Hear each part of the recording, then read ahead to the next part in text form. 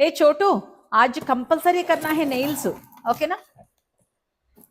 మళ్ళీ ఇంకొక బాక్స్ వచ్చింది, ఏంటో నాకు తెలీదు, ఏం ఆర్డర్ చేసేసారో నాకు తెలియదు. ఆర్డర్ చేయడానికి ఒక ఇద్దరికి రైట్స్ ఇచ్చాను, బట్ వాళ్ళు నన్ను మంచి బిజీలో ఉండగా అడిగేస్తుంటారు అనమాట. అడిగేసి మేడం ఇది ఆర్డర్ చేయనంటారు, చేసేనండి. తర్వాత చూసాక ఎందుకురా ఇది ఎందుకు ఆర్డర్ చేశారంటే మీరే చెప్పారు కదా అంటారు.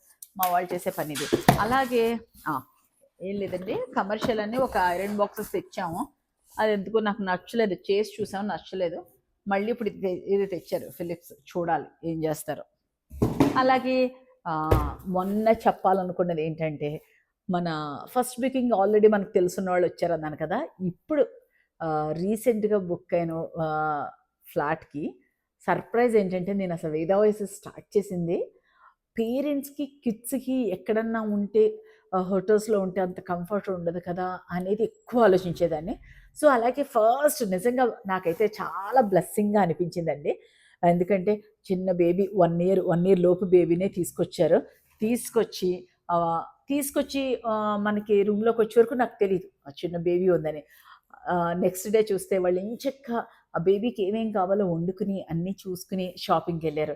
నాకు అది చాలా చాలా హ్యాపీగా అనిపించింది. ఏమైతే అనుకున్నామో ఒక్కొక్కటి డెఫినెట్లీ సక్సెస్ అనేది ఎలా అనేది నాకు తెలియదు, కానీ అసలు స్లోగా చేసేది ప్రతి పని ఎంత బాగా అవుతోందని అనిపించింది. నాకైతే చాలా చాలా హ్యాపీ. బేబీ వచ్చి ఉండటం, ఒక 3 డేస్ ఉండటం, వాళ్ళు కిచెన్ యూజ్ చేసుకోవటం చాలా అనిపించింది. నేను ఏదైతే అనుకున్నానో ఫస్ట్ సెకండ్ క్లయింట్స్కి ఫుల్ఫిల్ అయింది. చూద్దాం. మీరైతే ఒకసారి వేదా వాయిసెస్ వచ్చి మీరు చూసి మీకు నచ్చితే వేరే ఎవరికన్నా రిఫర్ చేయండి. Thank you so much.